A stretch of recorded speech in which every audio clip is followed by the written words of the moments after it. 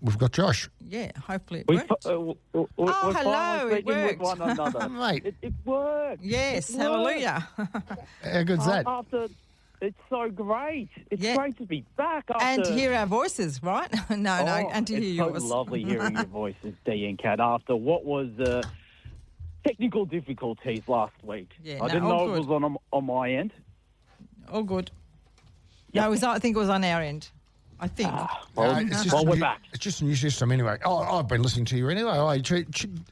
Saturday morning between 9 and 10, tune in to yourself, Nick Sacco, and Josh Ward. I listened to it on the weekend. Oh, the NFNL podcast. That's a good listen. I highly recommend to all the listeners tuning in right now to give that a listen. We always provide aren't you on Saturday mornings? No, I'm not. Well, the weekend before I heard you. Yeah, well, no, I'm not usually on Saturday mornings. It must be the NFNL podcast. Yeah, I think it might be. Maybe it is because I was listening. I was tuning in. What used to happen was Craig used to speak with Nick Sacco around about 10 to 9 and do all the football, and then what didn't happen? I thought, what's going on here? And then next minute at 9 o'clock it went to Nick Sacco and yourself talking about all the football. So there we go. Something must have changed. I'm not 100% sure, but well, you have something interesting to look back on, to go and check out. Yeah, absolutely. Your celebrity tentacles are getting across the world. They absolutely are. There's no question about that. Do we want to get stuck into the results? Yeah, let's get stuck into it. Yeah. Yeah. So we'll obviously different formats since it's 10 minutes, not unfortunately half an hour. But just quickly going through some of the Division 3 results. We'll start with Fitzroy Stars, 16-16, 112 to Murder, 10-5, 65.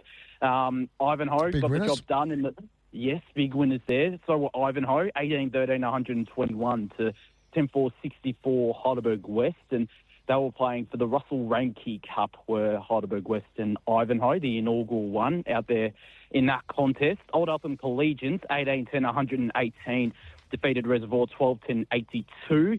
King Lake, 17-17, 119, defeated Laylaw, 5-2, 32. And the match of the day back on the winners list. Yes, which was the match of the day. Lorimer, 16-8, 104, defeated Epping, 14-9, 93. And it was courtesy of a former Montmorency man that Lorimer got over the line, D. Was it? How many goals did he kick? He kicked 8. He kicked 4 the week before, and he kicked just a lazy 8. He doubled that tally. So we want 16 out of Zoida next week? I think we do. Lorimer, well, they obviously don't play next week. Oh, yeah, the game after. There's a bye. Yeah, because of the Easter break. But they do play Moonda. So, so who knows? Moonda's form hasn't been the greatest. But yeah, the match of the round was probably the biggest talking point, or the match of the day out at Epping Recreation Reserve. Lorimer put up Lorimer got off to a strong second quarter. That's what set up the victory, where they led, I think it was 70 to 42, kicked 5 goals to just the 1 in that second quarter, and they were on their way. And I'll add for Fitzgerald, he kicked his 800th senior goal for Lorimer. How was that? In the NFNL. Could I put not that I'm a gambling person, but could I put some money on him winning the leading goal kicker for Division 3 this year?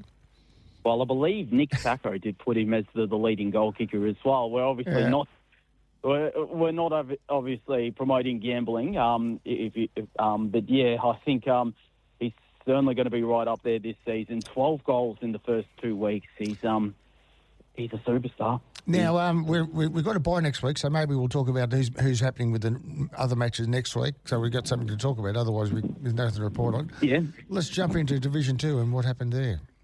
Yeah, absolutely. Well, some big results in MC Labour Division 2. Thomastown went down to McLeod by 86 points, 23-19, 157.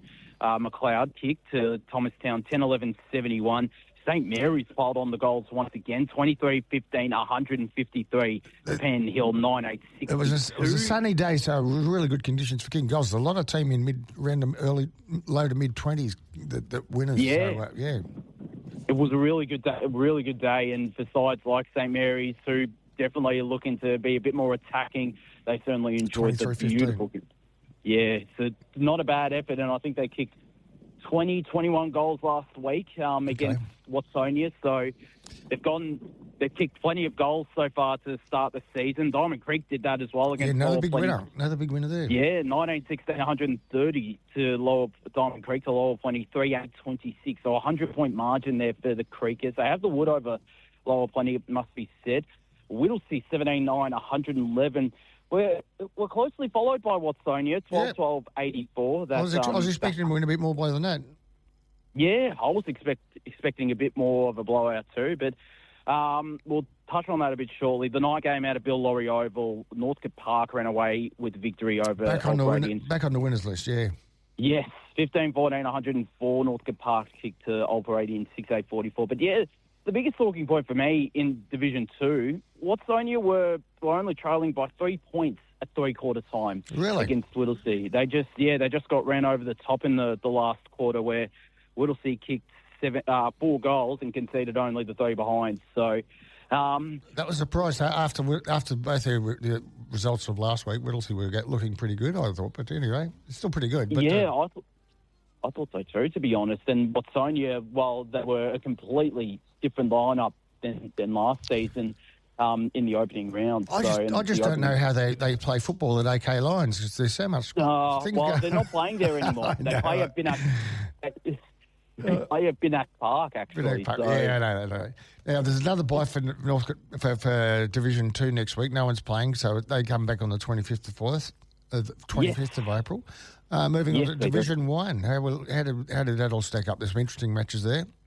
Yeah, certainly some interesting games. I'm not too sure if you were out of Montmorency Park. I certainly was. I was the one with the smile on my face and the black T-shirt. Black and white T-shirt, sorry. I'm sure you enjoyed being in the scoreboard for that game because the goals were just ticking over. 40 goals in total. Montmorency 24-13, 157. Defeated South Morang 16-11, 107. We'll get back to that game later. Yep. One of the biggest results, Daniel, 15-point victors over Greensboro, 13-15, wow. 93 to Greensboro, 12-6, 78 out at War Memorial Park. A lot of scoring shots to Daniel. Yeah, a fair few. 28 to 18 scoring shots. Yeah, so credit to Greensboro, did well, but Banyule they've defeated 2 finalists from last year, Montmorency and Greensboro, the first 2 weeks. They're certainly putting forward their case to being a final side in 2025. North Heidelberg 13-9, 87. Only won by 13 points against Bundoora, who kicked 11-8, 74. Bit different from the week before when they got thrashed by 20 goals. Yeah, but I was expecting a much bigger margin, to be honest. I know North Heidelberg had some outs, like a couple of their new recruits, but I was surprised with this result, just given Bundoora. They had a heartbreaking loss last week to Eltham, and I didn't think that would galvanise them to get really close to North Heidelberg, but credit to them. They let the first 3 breaks, just let it slip in the final quarter, did the Bulls. Okay. Speaking of Eltham, they went down to Hurstbridge. Eltham, that's a big win there too. Yeah, 7-12, 54 Eltham. Hurstbridge 14-16, 100. So some good confidence boosting victory there for Hurstbridge out of Panther Place. Heidelberg, they just continue on their merry way. Just another week for them. Another 10-goal victory against West Preston Lakes. Yeah, just run-of-the-mill stuff that those Heidelberg results. 18-10, 118 to West Preston Lakeside, 8-10, 58. Although I will say this, West Preston Lakeside did lose both their games to Heidelberg last year by 100 points. So you've got to take some positives. Yeah, they're getting better. But the one big talking point for me, the entertainment value a lot of people would have gotten out of the game at Montmorency Park, D. That's a good game of footy. It must have been a pretty... I know Montmorency won by 50 points, but that must have been pretty high quality to be watching. We were thinking at the start of it, I think they kicked eight goals in the first quarter, and I'm thinking, so there's 4 quarters, so they could end up kicking 32 goals, or 8, 16, 24, 30. Yeah, they were just doing amazing things. They sort of beat South Morang, to their credit, they had some good play, and they just kept on taking away, and sort of stayed in the game. But Monty's 8 goals in the first quarter in beautiful sunny conditions. It was a glorious day. I loved it. A magnificent day. I'm Yeah, I was out and around in other suburbs, and I feel sorry for the players after the game because it was warm, but for the middle, the early parts of April, it's couldn't have asked for a better day. And I know this week it's set to stay that way with Good Friday footy. We've got all the teams are having a break except for Eltham and Greensboro. Tell us about Good Friday. Yes, so this game will be the match of the day on your local station, of course, 88.6 Plenty Valley FM. Friday the 18th. Yes, Eltham and Greensboro, which before Eltham got relegated and since they've come back up, it's become a tradition, this Good Friday clash, Eltham up against Greensboro, because they are local rivals. And it's terrific to see them going head-to-head as, well, officially a standalone Good Friday clash this time around. There were years gone by. What time is it on? What time is it on? So it'll be at 2:10. Normal time, normal time. So if you want to catch all the action, again, 88.6 right here on your radio dial, 88.6 FM. And if you want to stream it, if you're sitting at home, not doing too much, just go to live.sportscastaustralia.com to tune into the stream, because, of course, every game is now streaming courtesy of Sportscast Australia. So, fantastic.